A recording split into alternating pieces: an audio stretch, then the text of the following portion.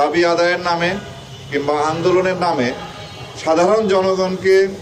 তাদের উপরে জুলুম করা বা তাদেরকে জিম্মি করে কোনো ধরনের কার্যক্রম আমরা হতে দেব না। এর আগেও যতবার আপনাদের সামনে মুখোমুখি হয়েছি গত 1.5 বছরে, যখন জুলাই আগস্টের পরে একটা ভঙ্গুর আইন শৃঙ্খলা পরিস্থিতি ছিল, তখন থেকেই কিন্তু আমরা আইন শৃঙ্খলা রক্ষাকারী বাহিনী আপনাদের মাধ্যমে দেশবাসীকে আশ্বস্ত করেছিলাম যে আমরা এই দেশের আইন শৃঙ্খলা পরিস্থিতি এটা নিয়ন্ত্রণে আনতে সক্ষম হব, ভালো করতে সক্ষম হব এবং একটি সুষ্ঠু নির্বাচন করার জন্য যেরকম পরিবেশ দরকার আমরা সেই রকম পরিবেশে নিয়ে আসতে সক্ষম হব।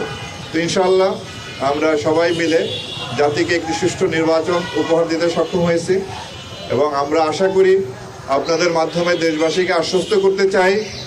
ভবিষ্যতেও এই দেশের আইন শৃঙ্খলা পরিস্থিতি ক্রমান্বয়ে আরও ভালো হবে এবং আমরা অপরাধ নিয়ন্ত্রণে আনতে পারব। কোনোভাবেই যাতে আইন শৃঙ্খলা পরিস্থিতি বিঘ্ন না হয় সেদিকে আমরা সবসময় সতর্ক আছি, সজাগ দৃষ্টি রাখব। নিরাপদ বিনিয়োগ পূর্বাঞ্চলের প্রথম 5 তারকা হোটেলে ছুটি হারমোনি। আমরা আপনাদের কাছে দৃঢ়ভাবে বলতে চাই